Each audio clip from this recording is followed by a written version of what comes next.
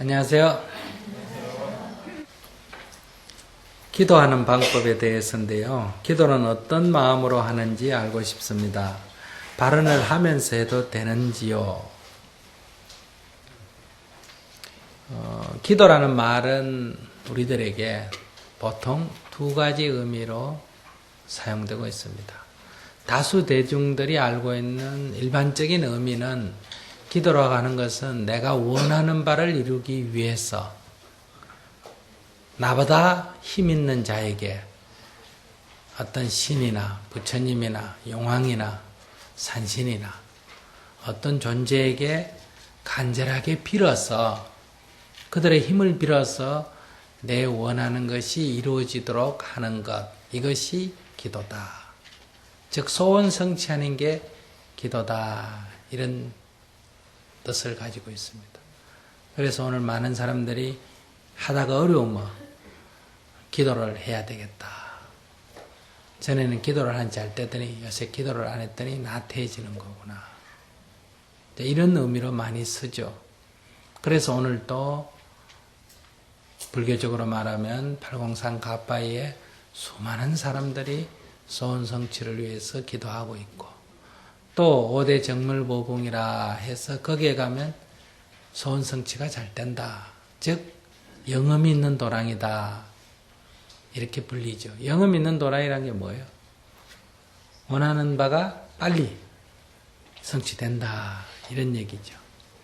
그래서 동해 낙상사 홍련암이라든지 남해 보리암이라든지 서해 서해는 뭐죠? 강화 보문사, 그죠? 보문사라든지 이것이 3대 관음도량이다. 또는 아라한도량도 있고 지장도량도 있고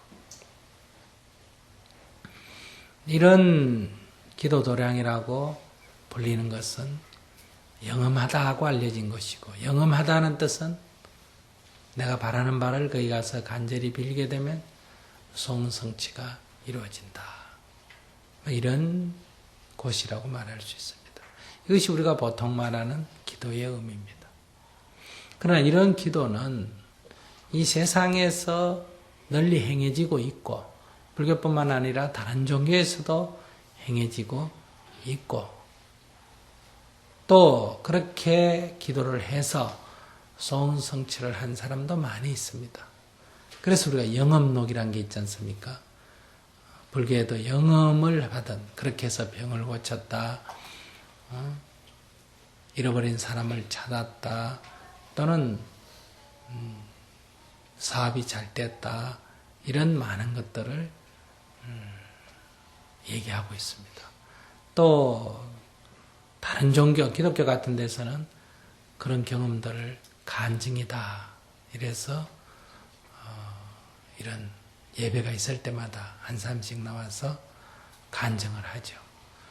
그런 얘기를 들으면 우리가 다 나도 저리 한번 해봤으면 좋겠다. 이런 생각이 들지 않습니까? 이것을 깊이 우리가 관찰해 보면 이 소원을 성취한다 하는 것은 누구나 다 원하는 바기는 하지만은 그 소원을 성취한다 하는 것은 바라는 바가 이루어진다는 뜻 아닙니까? 이 바라는 게 바로 욕심이라고 할 수 있고 욕구라고도 할 수 있고 얻으려고 하는 거라 이렇게 말할 수 있죠. 그 바라는 것은 다 이루어지느냐? 다 이루어지지 않습니다. 바라는 바가 이루어지면 좋고 이루어지지 않으면 괴롭고 그러죠. 모든 사람은 다 그런데 바라는 바를 이루어서 기쁘려고 해요. 행복하려고 해요. 이것이 천상이다. 그런데 불행히도 바라는 바가 이루어지지 않아서 고통을 겪고 있는 세계, 이것이 지옥이다. 그래서 우리 인생은 이것이 이루어지기도 하고 이루어지지 않기도 하는 이 사이에서 고락을, 행불행을, 지옥과 천당을 돌고 돈다. 이걸 우리가 윤회다. 이렇게 부른다. 그러니까 이렇게 해서 천상에 나고자 하는 것은, 즉 행복을 추구하는 것은 모든 종교의 보편적 현상입니다. 불교도 종교 가운데 하나이기 때문에 불교의 다수는 바로 이러한 입장에 서 있다. 그러나 부처님의 가르침은 어떠냐? 바로 이 고락은 고다 이거야. 고락을 돌고 도는 데서는 고로부터 근본적으로 벗어날 수가 없다. 비록 그것이 락이라 하더라도 그것은 곧 고로 전환될 수밖에 없는 것이다. 그렇기 때문에 이 고락의 삿을 윤회의 고리로부터 벗어나야 된다. 이러한 괴로움으로부터 근원적으로 벗어나야 된다. 이것을 해탈이라 하고 열반이라고 부른다. 이 고락으로부터 벗어나야 된다. 고락으로부터 벗어나려면 바로 고락의 근원이 되는 욕구로부터 벗어나야 된다. 욕망으로부터 벗어나야 된다. 바라는 바를 이루려고 하는, 즉 바라는 바가 이루어지면 행복하다고 하는 이 가치관으로부터 벗어나야 된다. 바라는 바가 있으면 안 된다는 게 아니라 바라는 바는 누구나 다 있다. 그 바라는 바를 따라 행하게 된다. 그러나 현상은 어떠냐? 이루어지기도 하고 이루어지지 않기도 한다.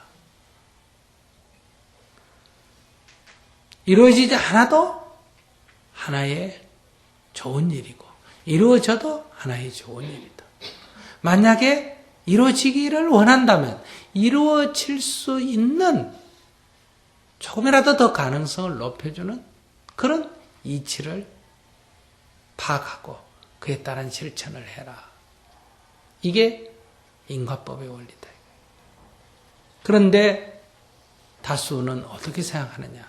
이치도 필요 없고 이루려기 위한 노력도 필요 없고 그저 열심히 빌기만 하면 주어진다. 누군가로부터 주어지게 된다. 이것은 어리석은 행위고 이치에 맞지도 않고 또 실제로 다 될 수도 없는 거다. 되기도 하고 되지 않기도 하는 것에 불과하다. 그렇기 때문에 이것은 법 단마라고 할 수는 없다. 이렇게 하면 누구나 다 깨달음을 얻고 해탈한다 하는 법칙에 근거한 것은 아니다. 그런 데서 이것은 나쁘다 하는 건 아니지만 해탈 열반의 길은 아니다. 이것은 고뇌로부터 벗어나는 길은 아니다. 그래서 이러한 지금까지 자기가 원하는 걸 내겨놓고 여기 지금 발언이라고 했지만 이 발언이라는 것은 이 땅이 정토가 되기를 내가 성불하기를 이런 게 아니잖아. 내가 바라는 어떤 욕구를 바라는 거다. 내가 바라는 어떤 욕구를 내걸어놓고 매진을 하면 그걸 우리가 발언이다 이렇게 말한다. 발언은 그런 게 아니다. 발언은 욕심을 버리고 내 고집을 버리고 그런 마음에서 원을 낼 때 그걸 발언이라고 한다. 발언이란 말은 발버리심이다. 버리심을 바라는 걸 발언이라고 한다. 욕심을 내는 것을 발언이라고 하지 않는다. 그런 데서 우리가 오늘 보통 말하는 기도는 이 세상에서는 사람들이 다수가 긍정하는 일이지만 그러나 부처님의 법의 입장, 담마 입장에서 볼 때는 그것은 그냥 중생살이 중생노름에 불과하다. 그러면 해탈 열반의 길인 이 기도는 어떤 것인가? 이건 기도라고 부르기보다는 수행이라고 부른다. 수행이라고. 그러나 기도라는 말에 수행이라는 의미가 없는 건가? 기도라는 말 속에 수행이라는 의미가 담겨 있습니다. 꼭 불교가 아니더라도 기도한다, 기도하는 마음 할 때 그것은 경건한 마음이란 뜻이에요. 뭔가 욕심을 내고 뭔가 이루려고 하는 이런 마음을 말하는 게 아니라 경건한 마음, 자기를 돌아보는 마음. 오히려 내가 욕심이 지나쳤구나. 내가 내 생각에 빠졌구나. 내가 화를 냈구나. 이렇게 자기를 돌이켜보고 잘못을 뉘우치고 마음을 아주 조심하는 이런 마음을 가질 때 이걸 기도라고 한다. 그래서 옛 사람들은 이렇게 기도를 할 때는 몸과 마음을 청결했습니다. 먼저. 그래서 몸을 청결히 하기 위해서는 목욕제게 하고 옷을 갈아입고 이렇게 했고 또 음식도 삼가고 여러 가지 부부관계도 삼가고 뭘 삼가는 게 많았대. 또 마음을 경건히 하기 위해서는 마음에 욕심을 내지 않고 화내지 않고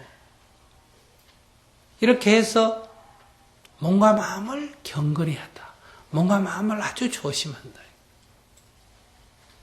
이렇게 함으로 해서 불가능한 일이 가능하도록 그렇게 해나갔다. 그럼 이때 불가능한 일이 가능했다는 것은 무슨 말이냐?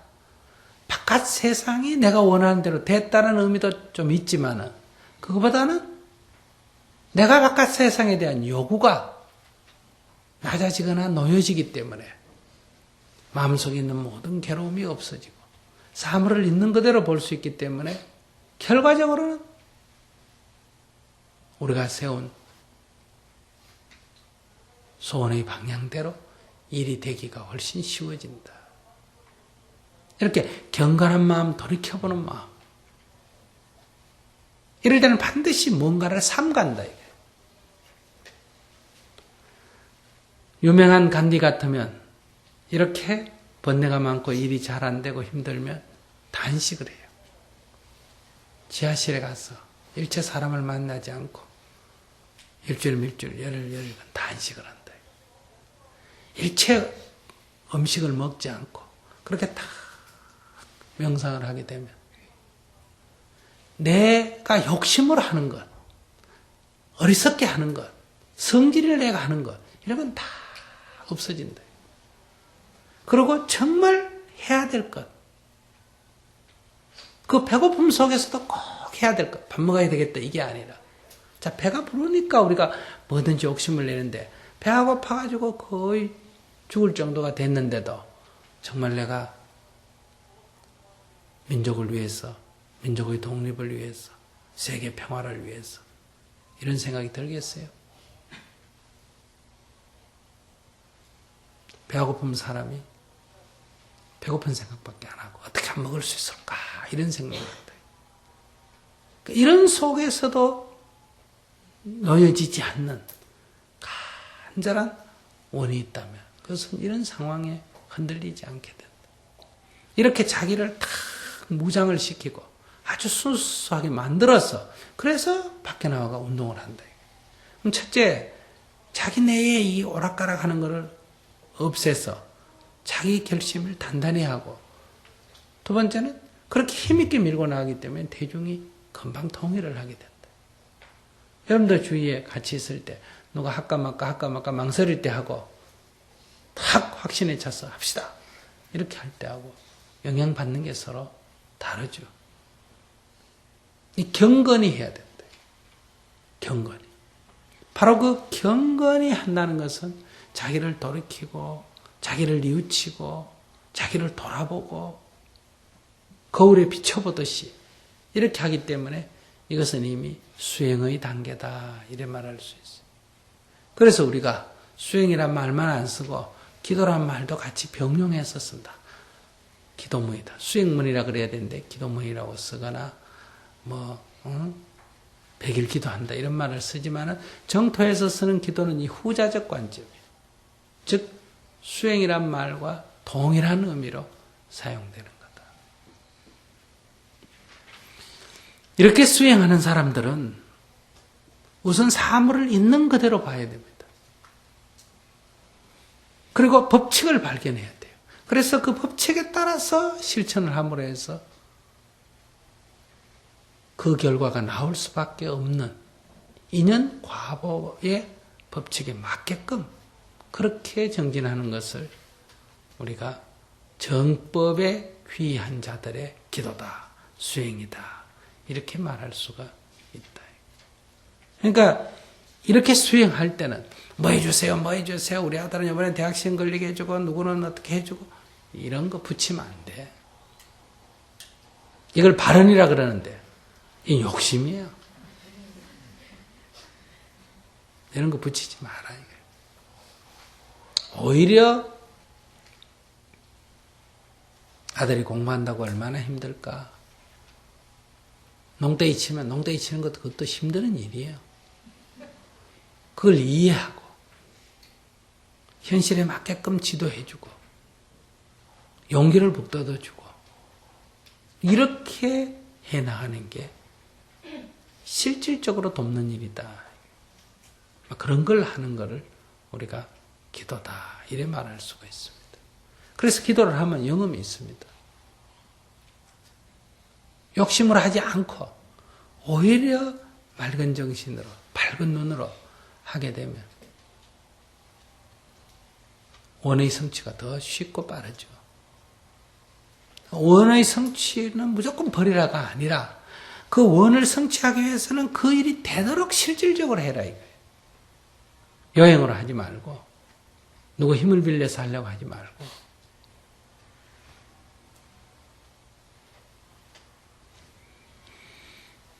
우리도 이 세상을 살아가면서 자꾸 누가 와서 보채고 도와달라고 하면 도와줄 때도 있죠.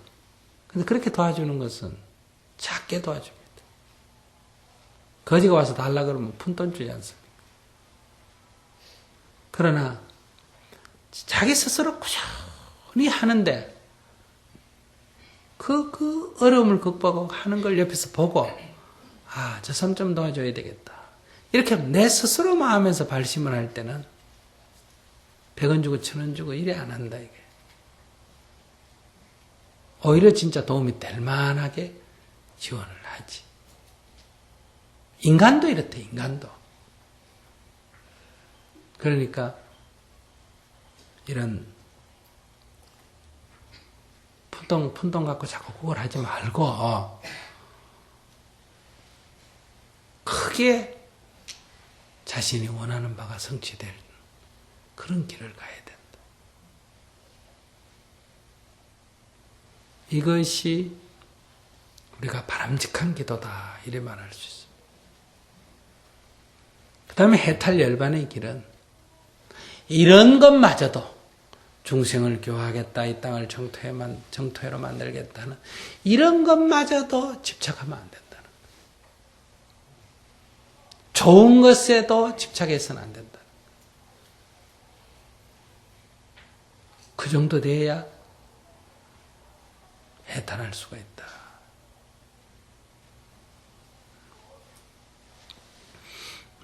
자, 그렇게 해서 우리는 정진을 해나가니까 여러분들이 자기를 돌이키는 것, 뉘우치는 것, 자기 문제에 대해서 자기가 깨어있는 이런 공부를 해나갈 때 여러분들은 붓다의 가피를, 담마의 가피를 정말 입을 수가 있다. 불안함과 걱정은 왜 오는지 궁금합니다. 지켜보기를 할 때는 불안함과 걱정도 그 일어남에 그 불안함과 걱정에 빠지지 말고 그것을 지켜봄으로 해서 휘둘리지 않고 자신의 평정심을 유지시켜 나가는 게 있을 거고요. 이제 아까 말씀한 대로 원인을 분석을 한다면 우리들의 이 의식은 현재에 깨어있지 못해요. 이 현재에 늘 깨어있어야 되는데 이 의식은 늘 과거에 갔다가 미래에 갔다가 그래요. 우리가 현재에 깨어있는 연습으로 제일 첫 번째 하는 게 뭐예요? 호흡을 관하는 거예요. 지금 이 순간에 숨이 들어오고 숨이 나가는 것을 알아차리는 거예요. 지나간 과거 생각에도 빠지지 않고 오지 않는 미래의 상상에도 빠지지 않고 바로 지금 숨이 들어오고 숨이 나가는 것에 깨어있다. 이렇게 할 때 우리가 세 가지 마장이 있어요. 하나가 밖으로부터 들려오는 거예요. 즉 경계, 눈에 보이고 귀에 들리고 코에 냄새 맡고 혀에 맛보고 몸에서 나는 감촉들. 명상하는데 옆에서 자꾸 바짝바짝 그래. 자꾸 가방을 꺼내가 뭘 집어넣다 놨다 비닐 소리가 바짝바짝 자꾸 나. 그러면 호흡이 관찰하는데 그 신경이 자꾸 쓰여. 법문 듣는 중에도 옆에서 뭔가 바자락 하면 법문이 귀에 잘 안 들어. 아이고 저 사람 왜 저러나. 저 왜 법문 들어와서 저 지랄하냐. 이렇게 자꾸 의식이 글로 간다. 이게 뺏기는 거거든요. 마음이 글로 뺏긴다 이 말이에요. 관심이. 그거 뺏기지 않아야 돼. 바깥에 뺏기지 않고 오직 숨이 들어오고 숨이 나가는 호흡에 집중이 되어 있어요. 두 번째는 다리가 저리고 아파.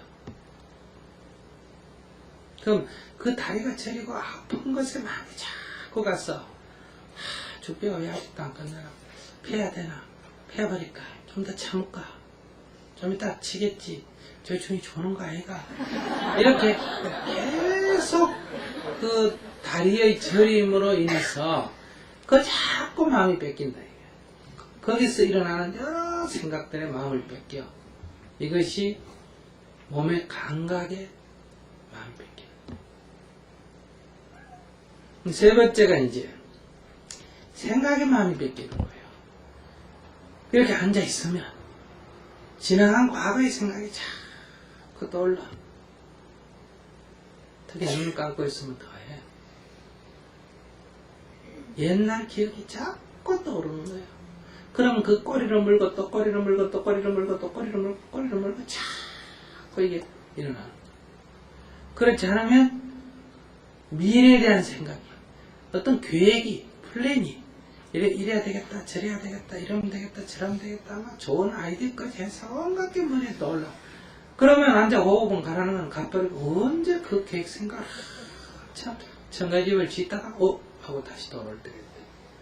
이것은 생각에 뺏기는 거야. 그러니까 처음에는 주로 어디 많이 뺏긴다? 경계에 많이 뺏겨. 그래서 조심해야 조용한 데 가서 하는 거예요. 조용한 데 가서 눈 감고 조용한 데 가서 한다는 것은 눈 감고 귀에 소리가 안 들리니까.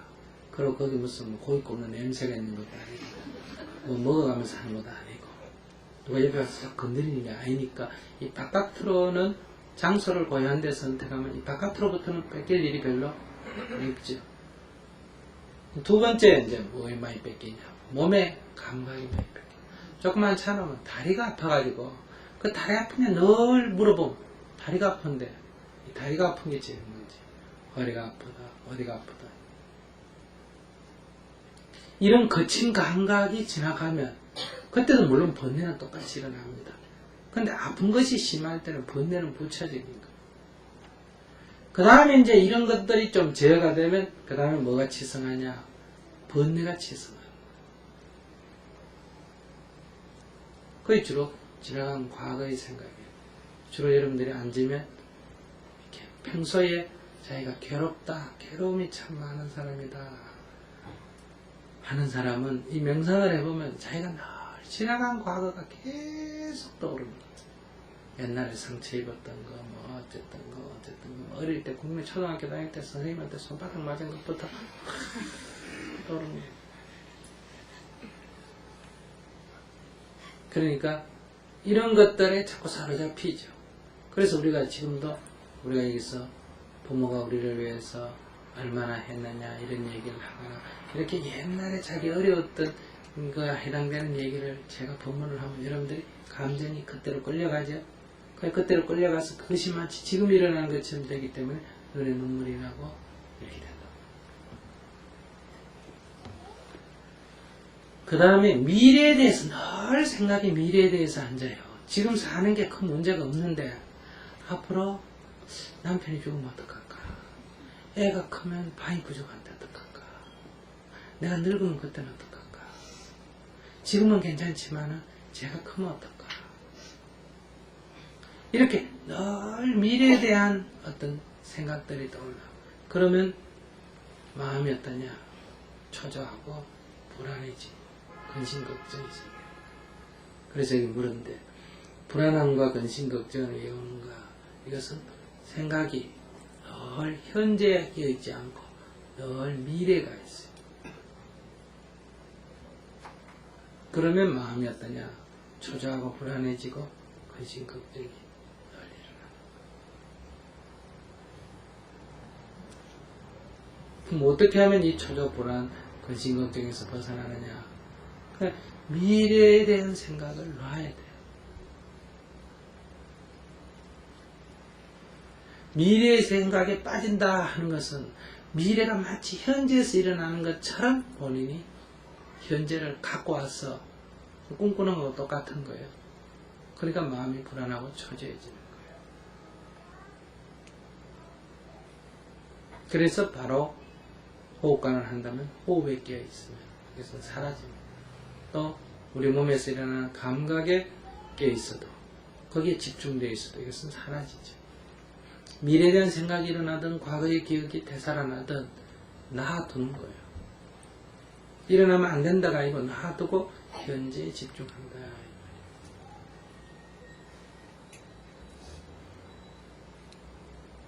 저렇게 바깥에 소리가 들려도 놔두고 몸에 어떤 거친 감각이 일어나도 놔두고 머릿속에서 과거의 기억이나 미래의 상상이 떠올라도 놔두고 거기 빠져들지 말고 주어진 수행의 과제에 집중을 해야 된다. 즉 그것이 현재에 끼어있는 겁니다. 심자를 써놨어요. 심의 정체가 무엇입니까? 심리학이나 정신의학 등 학문에서 말하는 심과 불교 등 종교에서 말하는 심은 어떻게 차이가 납니까? 정신, 생각이라는 개념과는 어떻게 다른지 궁금합니다.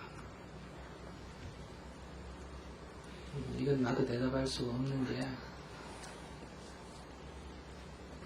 그때 용어 쓸 때마다 이게 다 어떤 때는 이렇게 쓰여지고 어떤 때는 저렇게 쓰여지고 하기 때문에 심이라고 하는 것은 이런 뜻이다 이런 정의가 없어요. 어떤 때는 느낌을 말했다가 어떤 때는 의지를 말했다가 어떤 때는 생각을 말했다가 어떤 때는 아르마리를 말했다가 이렇게 이게 바뀌는 거예요. 다만 불교에서는 우리들의 육신과 몸과 마음 보통 이렇게 나누죠. 정신과 육체 이렇게 나누는데 다른 철학이나 다른 종교에서는 육신을 떠난 정신, 육체와 분리된 정신 이런 개념으로 많이 씁니다. 근데 불교에서는 원래 불교는 그런 개념을 안 씁니다. 마치 N극과 S극이 그 작용의 면에서 보면 어때요? 한쪽은 N이고 한쪽은 S지만 그건 분리할 수가 없다. 그것처럼 우리들의 육신이라는 것과 또는 정신, 마음과 몸이라고 하는 것은 하나의 결합되어진 상태. 근데 이것을 불교에서는 마음과 몸 이렇게 둘로 나누지 않습니다. 이것을 다섯으로 봅니다. 그래서 이것을 색, 수, 상, 행, 식 이렇게 말해요. 이거 오온이라고 그러죠. 5가지의 모임이다. 5가지 모임이다. 그러니까 이 5가지가 모여서 작용하고 있는 상태가 오늘 우리들의 삶이고 이 5가지 작용이 흩어져 버리면 어떠냐? 이 삶이라고 하는 것이 사라지는 거예요.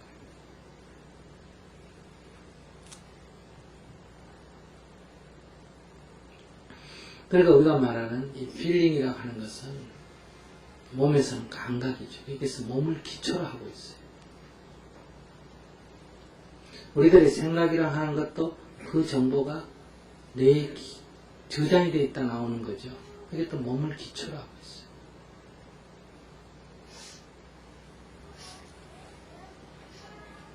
그리고 우리가 어떤 의지를 불러일으키면 그 의지는 그 결과가 몸에 저축이 돼요. 축적이 된다 이 말이에요. 그러니까 이것을 분리해서 보지 않는다. 이 말이에요. 그러면 이것을 어떻게 보는 게 진실하게 보는 거냐? 하나의 쌓임으로 보고 하나의 흐름으로 보는 거예요. 마치 우리가 강을 보면 강물이 흐릅니다. 오늘 또 가서 그 강이 있고 내일 가봐도 그 강이 있지만 그 물은 같은 물은 아니에요. 흘러갑니다. 그처럼 우리의 몸도 있는 그대로 여실히 관찰하면 몸은 흐르는 강물처럼 계속 흘러갑니다. 모양은 어제거나 오늘거나 똑같은 것 같은데 그 안에 있는 원소의 구조는 어때요? 세포가 때나 소변으로 나가고 새로 먹은 게 쌓이고 계속 흘러가는 거예요. 마찬가지로 우리의 의식도 계속 흘러가는 거예요. 우리의 감각도 일어났다가 사라지는 거예요. 우리의 생각도 계속 바뀌는 거예요. 이렇게 흐름으로 가는 거예요. 흘러가는 건데 그것이 항상 하는 것처럼 흐르지 않고 항상 있는 것처럼 착각하기 때문에 집착을 하게 됩니다.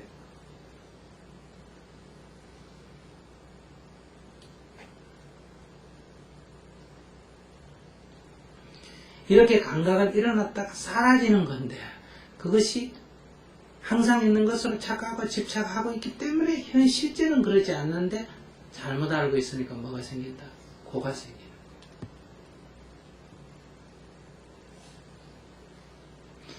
이렇게 흘러가는데 흐르게 하는 어떤 주체가 있다고 우리가 지금 착각하고 있어. 강물을 흐르게 하는 어떤 주체가 있다. 누가 있어서 강물을 흐르게 한다. 이렇게 생각하는 게 있는데 그런 거 없다는 얘기예요. 그냥 강물은 흐른다. 이렇게 온의 쌓임에 의해서 모든 것이 다 이렇게 흘러가는 거예요. 그 흘러가는 것에 뒤안길에 별도의 주체가 있지 않다. 있다고 보는 게 아트만 사상이고 작용만 있지 작용 뒤안에 어떤 것이 별도로 있지 않다. 이게 무엇이에요? 결론부터 말씀드리면 오늘날 불교인들은 99%가 힌두이즘적 불교를 하고 있어요. 즉 아설의 기초를 두고 있다. 이렇게 말할 수 있어요. 그래서 해탈이 어렵습니다.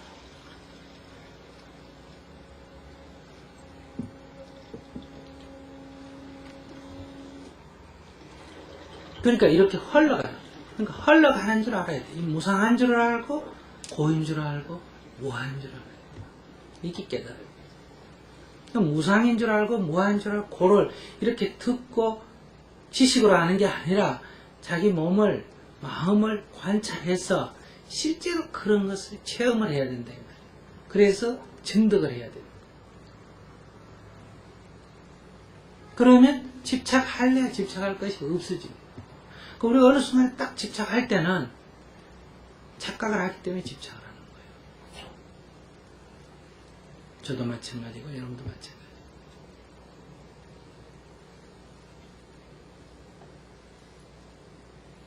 그냥 하나의 흐름만 있어.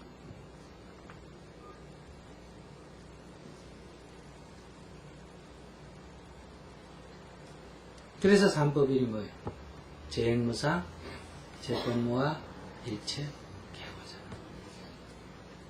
그걸 쉽게 말하면 무상고, 무아, 무상무아, 고 이렇게 말해요. 이게 근본교설의 가장 핵심이에요. 그걸 그냥 이론으로가 아니라 그걸 바로 자기가 몸과 마음을 관찰해서 그런 상태에 있는 걸 자기가 여실히 몸과 마음에서 그걸 체험을 하는 거예요. 그러면 집착할래야 집착할 게 없어지는 거예요. 흐르는 물을 아무도 잡으려고 하지 않는 것과 같다. 그럼 이 흐름이 멈추느냐? 그런 뜻이 아니에요. 흐르는 거예요. 흐름을 흐름으로 보는 거예요.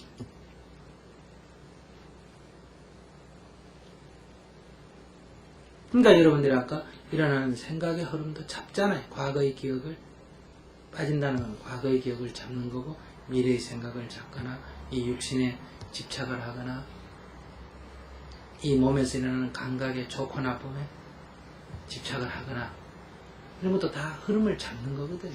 그냥 일어났다가 사라지는 것밖에 안 해요. 일어났다 사라지는 줄 알고 있으면 그냥 흐름만 있다. 흐름만.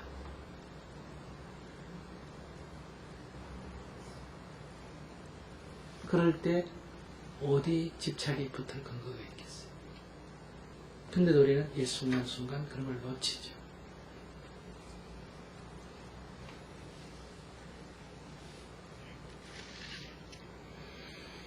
그래서 여기 질문에 뭐가 마음이냐? 마음의 실체가 뭐냐? 이런 것은 아트만적 사고방식이에요. 이러한 가 뒤에 진화라는 것이 따로 있다. 우리가 그걸 찾거나 그것만 발견하면 영원해진다. 이런 영원 불멸설에 기초하고 있기 때문에 이런 생각이 나옵니다. 다만 작용만 있는 거예요. 이게 과학적인 태도죠. 이게 어떻게 작용하고 있느냐. 이게 바깥에서 경계가 부딪히면 무엇이 먼저 일어나고 그 다음에 그것이 어떻게 다음으로 연결되고 그게 어떻게 연결이 돼서 어떤 작용이 일어나느냐. 이게 바로 무명, 행식, 냉생육입, 촉수, 애, 취, 유, 생, 노사라고 하는 12연계란 말이에요. 이게 어떻게 구성이 되어 있느냐. 이게 색, 수, 상, 행식, 호이란 말이에요. 이게 어떻게 이게 형성되는 작용이 일어나느냐. 눈이 있고 빛이 있고 보는 작용이 일어난다. 귀가 있고 소리가 있고 듣는 작용이 일어난다.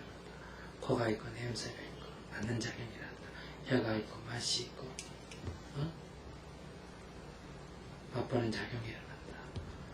몸이 있고 대상이 있고 감촉의 작용이 일어난다. 이게 12처설 또는 18기설이에요. 쉽게 얘기하면 어떤 물질을 분석한다면 물질이 이건 어떻게 구성이 되어 있냐, 물은 어떻게 구성이 되어 있느냐, 이 구성의 문제. 아, 이건 산소하고 수소가 결합이 되어 있다. 그럼 이게 물은 어떤 작용을 일으키느냐, 아, 이건 높은 데서 나눠서 흐르는 작용이 있다.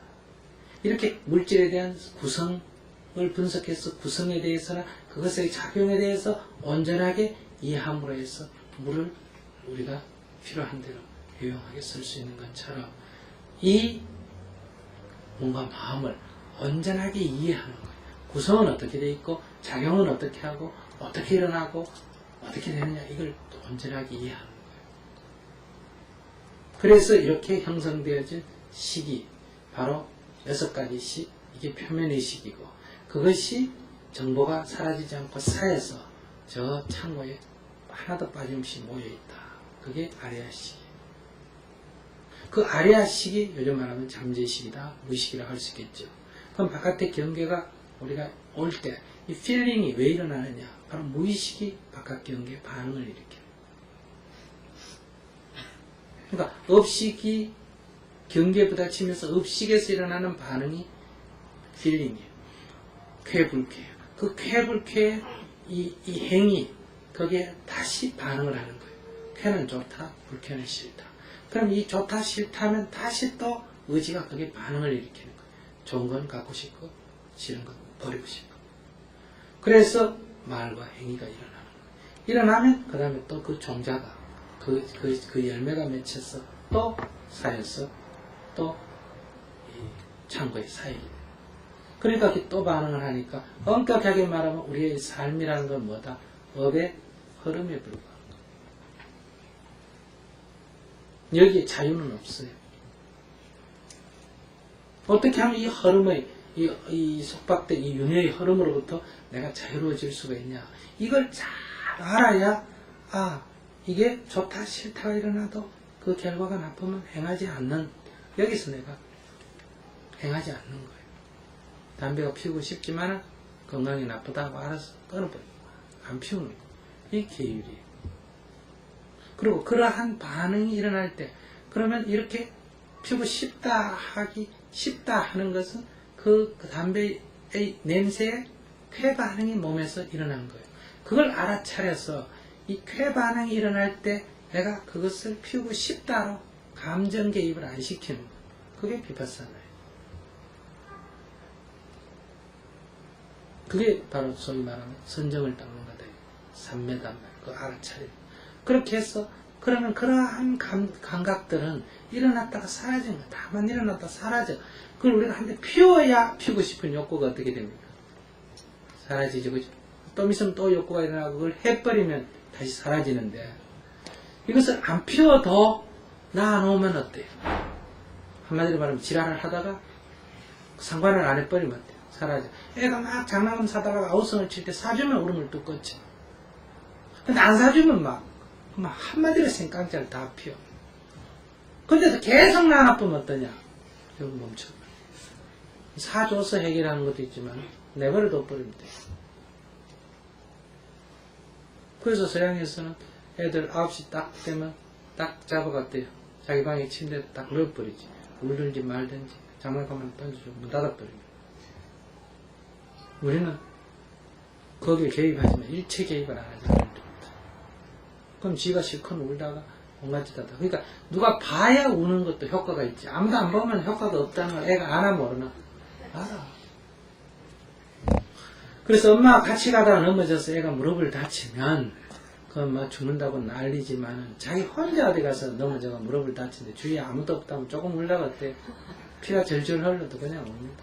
나도 어릴 때 낚았고 이렇게 다니다 무릎을 탁 낫을 갖고 촛대뼈 위에 탁 꽂아버렸어. 아야! 땡겨뻗더니 이만큼 팍 찢어버렸어. 피가 줄줄 아무도 없어 사냐. 그럼 울고 있어야 돼? 아니지. 그러니까 쑥을 뜯어가지고 돌로 찢고 사리를 낫으로 쪄가 껍데기를 벗겨가지고 어때요? 짜매가지고 열어놓을 수밖에 없단 말이야. 어떡할 거야?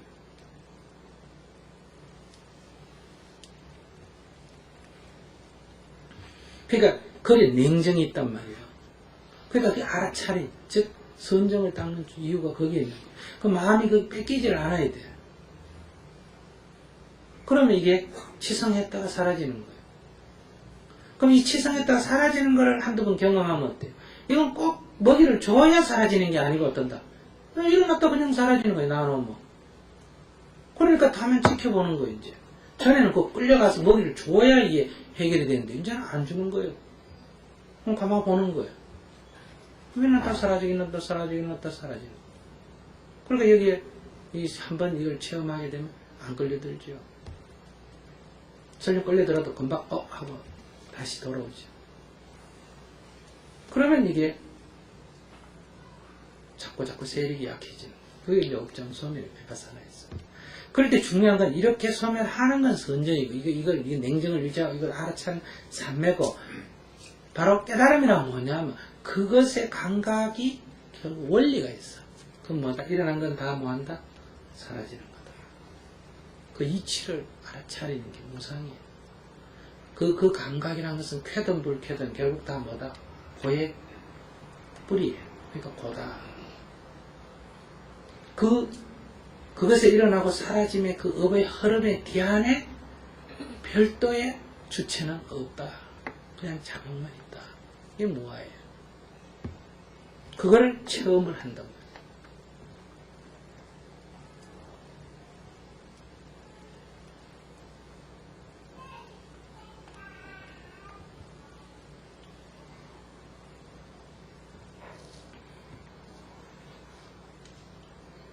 그래서 부처님의 가르침은 굉장히 논리적입니다. 그러나 그것은 논리에 사로잡히지 않고 논리를 뛰어넘는다고 말할 수 있지 비논리적인 건 아니에요. 굉장히 분석적입니다. 그러나 분석을 뛰어넘는 통찰력을 갖고 있습니다.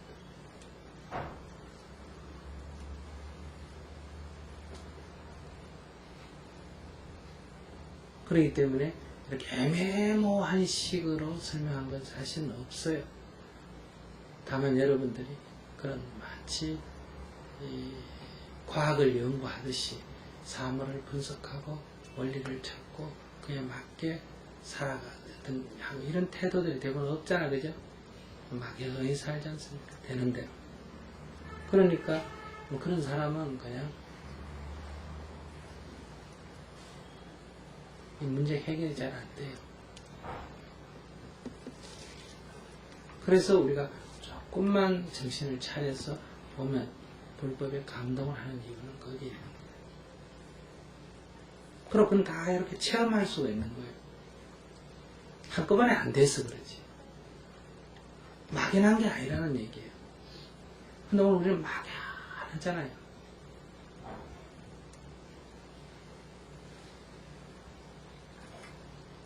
그래서 여기 질문이 그냥 마음의 정체가 뭐냐. 이렇게 접근하지 말고 마음을 분석하고 연구를 하세요. 자기 마음에 일어나면 자기 가만히 이렇게 연구를 하고 분석을 하고 작용을 살펴보세요.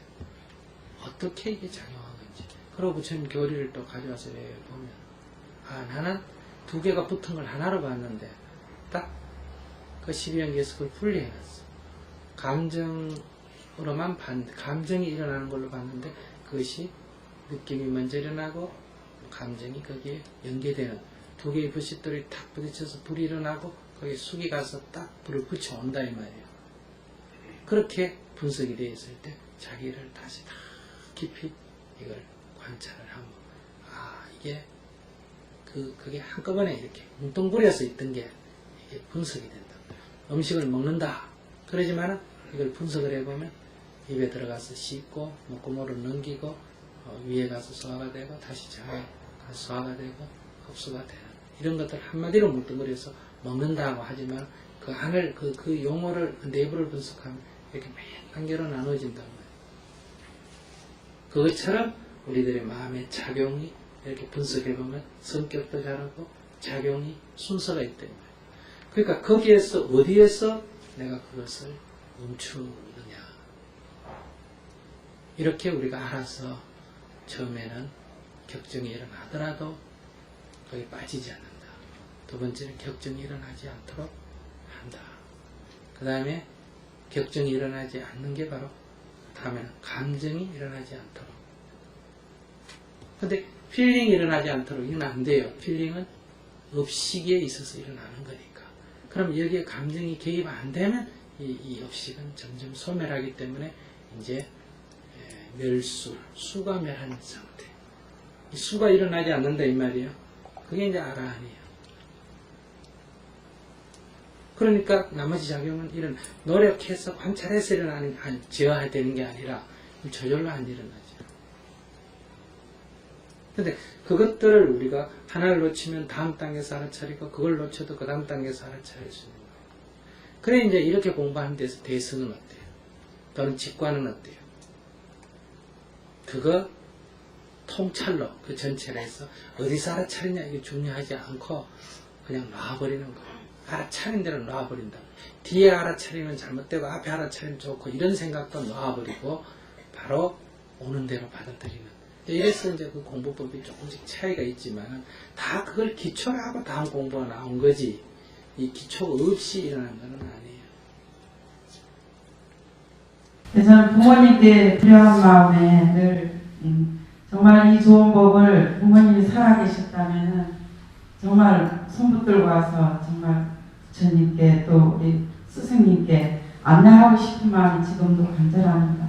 그래서 연일법회하고 노인법회를 이렇게 하면서 이 어르신들께서 스님 법문을 들으면 잊어버리고 무슨 말씀을 하시는지 잘 모르고 잘 안 들리고 어렵다고 하실 때 안타깝고 힘들고 어떻게 하면 좋을까 이렇게 좀 걱정되는 마음이 좀 많이 있고요. 그래서 어르신들께 하기는 열 몇 번 정도 이렇게 하고 지금 밀고 나가는 그 힘은 참 있습니다. 근데 그럴 때 좀 못 들으시고 안 되시고 잊어버리고 딱 말씀하실 때 법문 중에서도 막 그러실 때 정말 좀 해야 되나 말아야 되나 이런 마음이 좀 많이 생기고요. 예, 그리고 이제 제가 사업을 하면서 사업장이 불안전할 때 밀고 나가는 그런 마음이 힘이 약해지고 포기하는 마음이 이렇게 생겨서 굉장히 그거로부터 힘이 듭니다. 이게 더 활성화되고 더 넓혀지고 힘이 붙어서 배에져 나가야 되는데 이것이 중간에 중도에 이게 안 되어질 때 어떻게 해야 될까 이렇게 해서 포기하는 마음이 너무 많이 일어나서 좀 힘이 많이 들고요. 좋은 법을 만났다. 이렇게 좋은 법을 만나게 되면 항상 자기가 좋아하는 사람에게 이거를 전해주고 싶어요. 어디 경치가 참 좋은데 봤다. 그러면 자기가 좋아하는 사람한테 보여주고 싶잖아. 그죠? 어디 가서 음식을 맛있는 거 먹었다 하면 자기 좋아하는 사람한테 이거 한번 맛보게 해주고 싶다 이 말이에요. 그런 것처럼 이렇게 좋은 법문을 들으면 자기 좋아하는 사람한테 이 법문 좀 들었으면 좋겠다. 그래서 여러분들이 깨담장 같은 데 갔다 오면 길 가는 사람 붙들어가 보내는 게 아니란 말이에요. 자기 가까이 있는 사람, 우리 어머니도 갔다 왔으면 좋겠다. 우리 아들도 갔다 왔으면 좋겠다. 우리 남편도 갔다 왔으면 좋겠다. 이런 생각이 드는 거예요. 개중어는 물론 남편 저기 좀 고쳐져야 된다. 이런 식으로 보내는 경우도 있는데 그 누구를 고치려고가 아니라 내가 해보니 너무 좋으니까 참 당신도 한번 해보세요. 이렇게 돼야 돼요. 그래서 지금 질문자도 자기가 좋으니까 우리 어머니도 이 법문 듣고 좀 더 집착을 놓고 아름답게 사시다가 생을 마감했으면 얼마나 좋겠느냐. 돌아가실 때 집착하시고 그렇게 했더니 마음이 걸린다. 그러나 이제 이때 이제 수행자는 지나간 것은 놓아야 됩니다. 지나간 것은 놓아야 됩니다. 지나간 것을 잡는 것은 공부가 아니에요. 그러니까 이 좋은 법문을 듣고 지금 남아있는 사람들 누군가를 생각해야지 돌아가신 분을 생각하는 것은 아무런 의미도 없고 그 좋은 생각 같은데 그게 효도 같은데 그렇지 않습니다. 그래서 첫 번째 그 생각은 내려놔야 할 일이지 왜냐하면 그런 생각을 자꾸 하면 지나간 일이 후회가 됩니다. 내가 법을 조금만 더 빨리 알았으면 이것도 후회거든요. 지금이라도 내가 알았기 때문에 좋다 이렇게 돼야 되는데 그래야 미래지향적이 되는데 내가 젊을 때 이 법 알았으면 얼마나 좋을까. 이거는 자기 살아온 인생을 망치는 생각이 됩니다. 자기 삶을 스스로 부정한대요. 그래서 지나간 것은 놓아야 됩니다. 두 번째 이제 그래서 시골에 계시는 어르신들에게 우리 부모는 돌아가셨지만 법을 전하겠다. 좋은 얘기예요.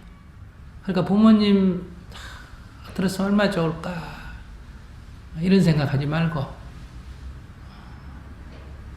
지금 노인분들이 이걸 듣고 행복했으면 좋겠다 이렇게 마음을 내는 게 좋은데 틀어주니까 듣는 동 마는 동 이래. 그러면 이제 좀 듣지 왜 저럴까 이렇게 생각하는데 내가 좋지 그분은 좋은지 안 좋은지 몰라요. 나는 보는 눈이 있고 듣는 귀가 있는데 그분들은 지금 들을 귀가 준비가 안 돼 있어요. 귀가 막혀 있어. 눈을 감고 있어. 그렇기 때문에 그 좋음이 나처럼 안 돼요. 이럴 때 상대를 깨쳐줘야 되겠다. 이렇게 집착을 하면 이것은 우리 아들 공부를 잘했으면 좋겠다. 우리 남편 돈 많이 벌었으면 좋겠다. 우리 부모 나한테 유산 좀 많이 물려줬으면 좋겠다. 이거랑 똑같은 거예요. 대상만 바뀌었지, 종류만 바뀌었지, 그 기본 집착하는 마음은 똑같다 이 말이에요. 그렇기 때문에 다만 기회만 제공하면 돼요. 그런데 이제 무조건 그냥 막 대학생들 질문한 거 틀어주고 이러면 안 돼요. 건강경 강의하는 거 틀어주고 이래도 좀 어려워요. 반야신경 강의는 더 어렵고. 그럼 어떻게 해야 되느냐? 스님 법문 중에 오늘 조금 전에 한 것 같은 그런 거를 부탁을 해가지고 영상실에 부탁하든 중앙사무처에다 부탁을 해가. 그런 걸 어디 찾아야 돼요. 노인이 들어도 될 만한 거, 그것도 특히 시골 노인. 시골 노인들은 이런 종교심이라는 이런 게 전혀 없습니다.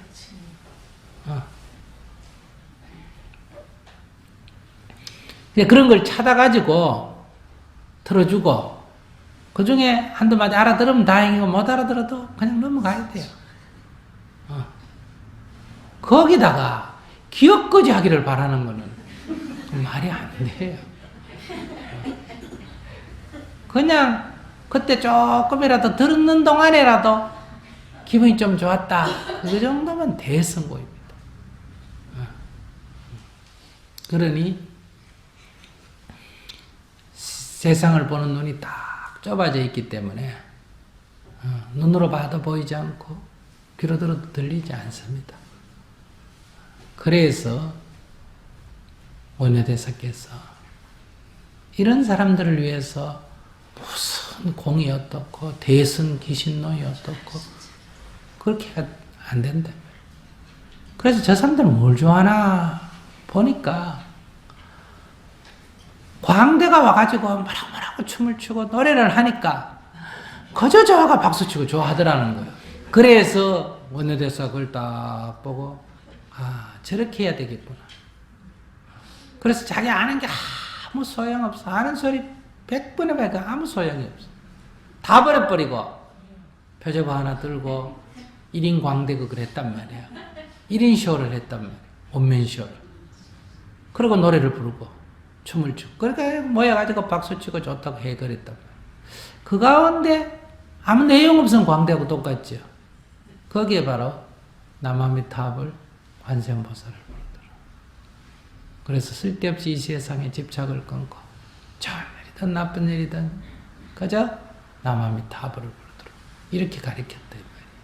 그러니까 우리 동네 분들한테 그저 남아미타불을 하도록 하고 가끔 이렇게 이제 웃기고 재밌게 해주면서 그럴 때 잠깐 이제 본문을 넣어야죠. 한번 틀어줬다가 또 바꾸고 자꾸 그러지 말고 괜찮은 거 몇 개 있으면 오늘 내가 본문한 거 이런 거를 딱 30분짜리로 만들어가 그냥 한 달에 한 번씩 틀어주는 거예요.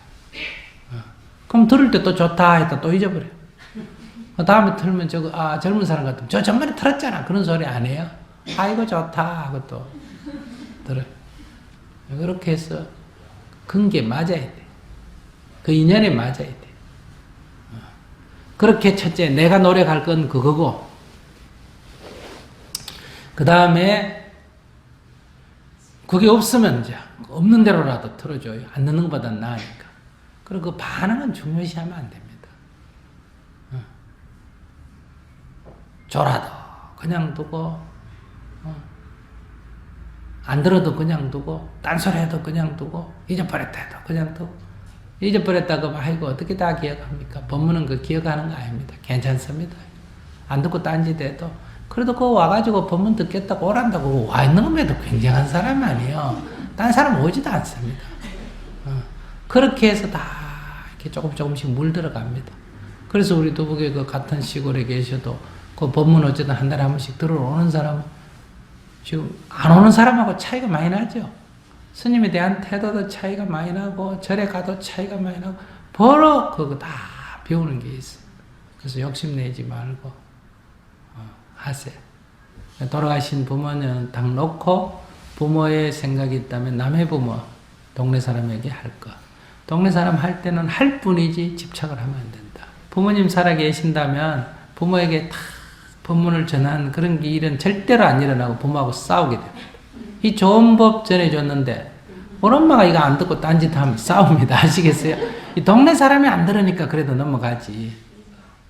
엄마 그럴 수가 있냐 야단하고 이렇게 돼요. 그래서 딱 듣든지 안 듣든지 이건 그들의 자유니까 내 식대로 한다. 나는 나대로 한다. 이렇게 하면 되고 세 번째 사업은 편안한 마음으로 한결같은 마음으로 해야 돼. 한결같은.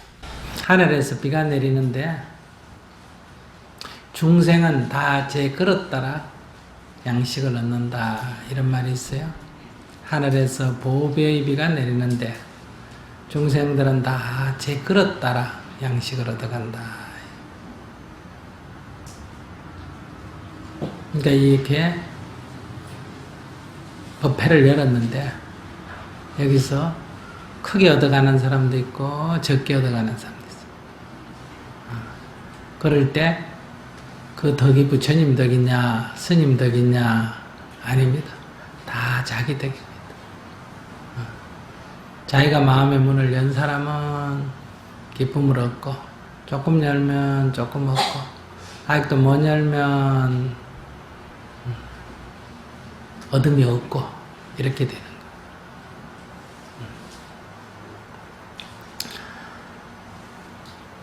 누가 부처님께 질문했어요. 이 세상의 학문은 수학이면 수학, 어떤 학문은 순서가 있고 단계가 있습니다. 그래서 아주 초급반부터 고급반까지 쭉 공부를 해나가면 됩니다. 그것처럼 불법도 그렇습니까? 그랬어요. 그런데 부처님께서 불법도 그렇다. 그러면 누구나 다 부처님 법을 공부하면 다 해탈 열반에 들 수 있습니까? 그러니까 부처님이 그건 아니다 그랬어요. 아니 단계를 밟아서 차근차근 하면 다 누구나 이룰 수 있다면서요. 그렇지. 근데 왜 못 이루는 사람이 있습니까? 그랬어요. 그러니까 부처님께서 자네는 고향이 어디야? 이래. 우리식으로 말하면 부산입니다. 그래. 자네 지금 서울에서 부산 가는 길 잘 알아?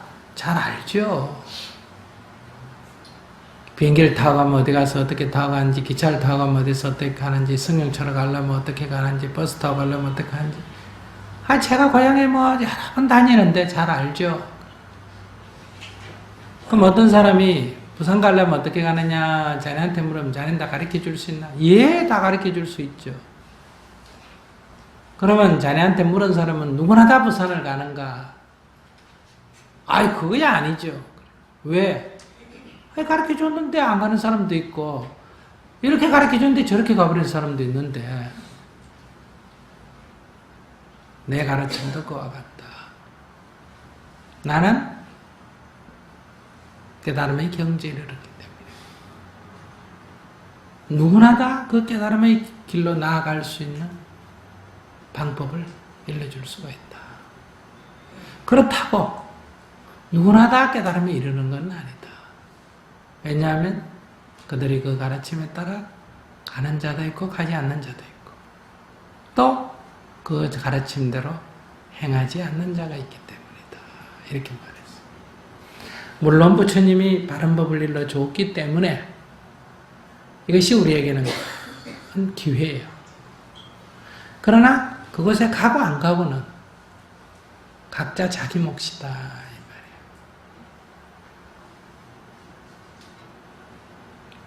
그러니 여러분들께서 기쁨을 얻었다면 그것은 여러분들 자신의 공덕입니다. 부처님의 공덕도 아니고 스님 공덕도 아니고 자신의 공덕이다 이 말이에요. 그래서 기쁨을 얻었다면 첫째 자신에게 감사하고 그러나 이제 이런 기회를 주신 부처님께 우리가 감사해야 된다. 그래서 이런 자기 변화가 일어나면 내가 저절로 불법의 귀의가 됩니다. 내가 부처님 법 안 만났으면 어떻게 됐을까? 참 부처님 법문은 무상심심 미묘법이라 그러죠. 참으로 묘하고 묘한 법이구나. 참으로 기적을 불러일으키구나. 그렇게 되면 자연적 불상을 금을 만들었던, 은을 만들었던, 철로 만들었던, 동으로 만들었던, 흙으로 만들었던, 나무로 만들었던, 플라스틱으로 만들었던, 크든 작든, 그림이든 조각이든, 이 별로 중요 안 해요. 부처님의 이름, 부처님의 형상만 봐도, 아이고, 부처님 감사합니다. 이렇게 마음에서 우러난다. 그것이 이제 부처님에 대한 귀이고, 부처님 법, 저절로 그 법에 귀하게 된다. 그럴 때 이제 그런 법을 이렇게 나에게까지 길이길이 전해주고 가르쳐준 스승에게 귀하게 된다. 이게 이제 불법성 삼보의 귀이다. 믿으려고 일부러 노력 안 해도 경험하면 저절로 믿어지고, 귀하려고 노력 안 해도 저절로 귀가 된다. 그래서 여기서 이제 첫째는 이치를 먼저 알아야 됩니다. 이렇게 법문을 듣는 건 이치를 아는 거예요. 아, 마음을 이래서 해야 되겠구나. 아, 마음을 내가 이래서서 이렇게 괴로움이 생겼구나. 이걸 고치면 내가 이 괴로움에서 벗어나겠구나. 이런 이치를 먼저 알아야 돼요. 이치를 알면 해결되는 게 많아요. 근데 이치를 알아도 해결이 안 되는 게 있어. 왜 그러냐? 오랜 습관 때문에. 그래서 정진을 해야 된다. 즉 기도를 해야 된다. 그게 정진이라고 이름을 붙이든 기도라고 이름을 붙이든 수행이라고 이름을 붙이든 명상이라고 이름을 붙이든 그 이름이 중요한 게 아니고, 늘 바른 길을 알았는데 현실에서 그렇게 되어지지 않는 자기를 늘 체크하면서 다시 돌아오고 다시 돌아오고 다시 돌아오고, 이걸 이제 우리가 참회라 그러죠. 이런 정진을 꾸준히 해야 된다. 매일매일 해야 된다. 그 정진의 힘이 있어야 이걸 이겨낼 수가 있다. 그럴 때 깨쳤다, 알았다 하더라도 매일매일 기도를 안 하면 나도 모르게 점점 경계에 팔려서 현실에 물들어 버려요. 매일 정진을 저렇게 안 빼고 하면 안 되는 가운데서 어느 날 알게 된다. 막 그냥 원하고 분하고 막 해서 뭐하냐 이렇게 하면서도 안 놓치고, 그래 해서 뭐하나 하다가 안 해버리면 그걸로 이제 끝이. 그러면서도 해야 돼. 하면 어느 순간에 이 막힌 장막이 무너지면서 자기를 자기가 알게 된다. 그래서 부탁드리고 싶은 건 첫째, 매일 일어나서 정진을 해라. 몸을 위해서 아침에 일어나서 세수하고 머리 빗고 화장하고 밥 먹이고 옷 입히고 하잖아, 그죠?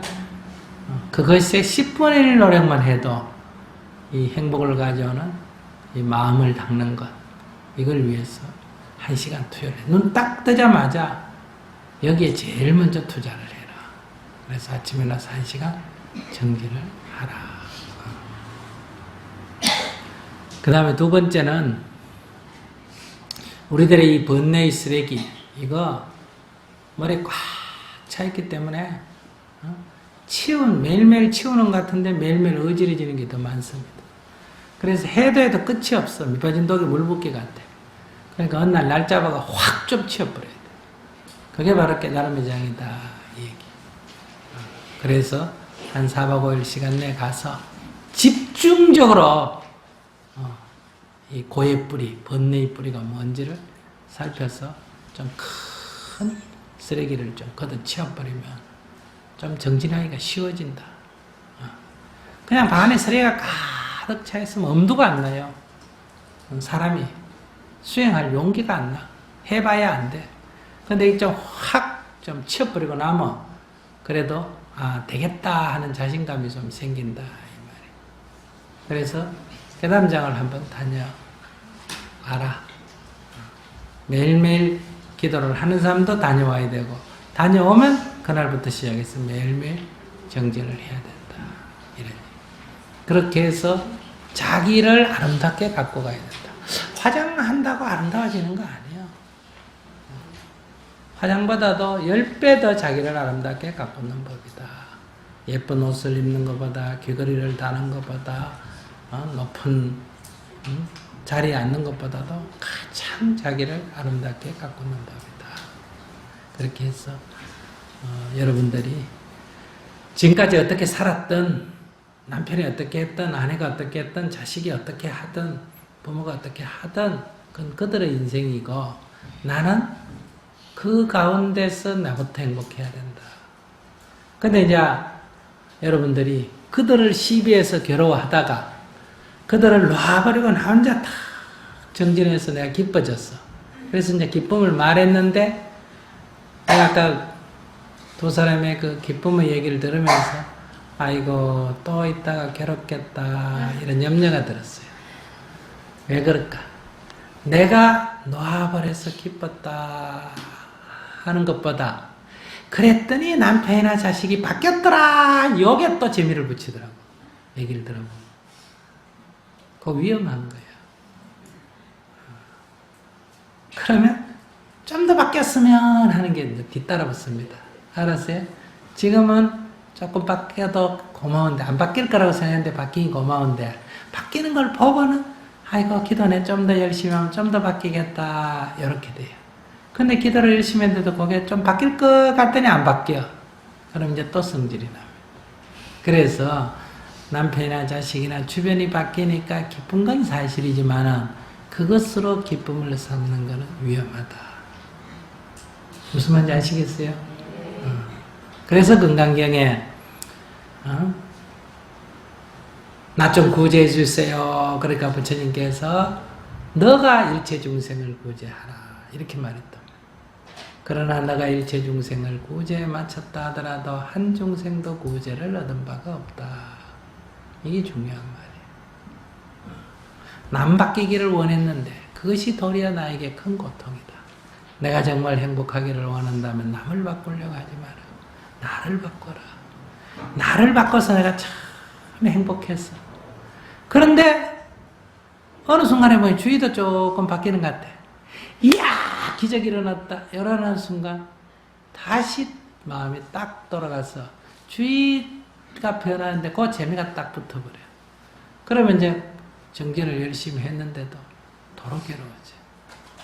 그래서 이걸 유의해야 돼. 그들이 바뀌는 것은 그들의 문제야. 그들이 바뀌어도 안 바뀌어도 나는 상관 안 하는 공부를 해야 해탈로 가지. 상대가 바뀌는 거, 그건 떡고물에 불과한데 그거 바뀌는 걸 보고 기적이라고 재미 붙이면 도로 괴로워진다. 안 바뀌어야 좋냐 그런 얘기가 아니다. 바뀌든 안 바뀌든 그건 나하고 상관이 없는 일이다. 바뀌면 지 좋은 거고 안 바뀌면 그건 지 문제고 나는 상관없다. 이렇게 가야 돼. 그들이 안 바뀌는 것도 내게 영향을 안 받고 바뀌어도 내가 크게 상관 안 하는 마음이 있어야 내 행복이 지속될 수가 있다, 이 말이에요. 무슨 말인지 알아들었어요? 그러니까 늘 수행할 때 여기 위험이에요. 처음에 상대 바꾸려고 하는 거를 자기 바꾸는 쪽으로 돌리는 거, 이게 참 어려운 일인데, 그래도 요거는 어떻게 하면 돼요. 근데 문제는 이렇게 되면 상대가 또 영향을 받아 따라 바뀌어요. 그러면 금방 그 재미를 붙여. 이게 넓으신 분인지 알아요? 불쌍한 중생을 살려주면 복 받는다, 아까 얘기했지. 근데 그러니까 불쌍한 중생을 살려주면 그냥 복이 저절로 오는데, 복에 딱 눈이 반짝해가지고 미꾸라지 잡아다가 살려주고 자라 잡아다가 살려주고 이런 일을 한다. 이게 넓으신 분은 위험하다. 조심해라. 그러니까 그 내공덕이라고 생각하면 안 돼. 아이고 감사합니다. 감사합니다 해야 돼. 바뀌어서 내가 좋은 거에 하면 안 된다 이게. 남편이 행복해서 참 감사합니다. 이렇게 마음을 내야지. 남편 바뀌니까 내가 좋았어. 이렇게 하면 안 돼. 그러니까 어쨌든 남 바뀌는 것 갖고는 신경 쓰지 마세요. 그러나 안 바뀌어야 된다 이런 뜻으로 말하는 게 아니다 이 말이에요. 내 공부에 딱 집중해서 살아야 하늘이 무너져도 땅이 꺼져도 세상이 이래 되고 저래 되고 자빠지고 엎어져도 남편이 죽어도 병이 나도 자식이 무슨 사고가 생겨도 사고는 사고니까 처리를 하면 되고, 병이 났으면 병원에 가서 치료를 하면 되고, 때가 되면 죽으면 되고, 그건 그때로 가고, 내 마음은 여일하게 할 수 있는데 자꾸 그 바깥에다가 재미를 붙여가지고 아이고 요래 됐다 저래 됐다, 아이고 요래가 좋다 저래 나쁘다 이러면 그 인생이 끝날 날이 없어.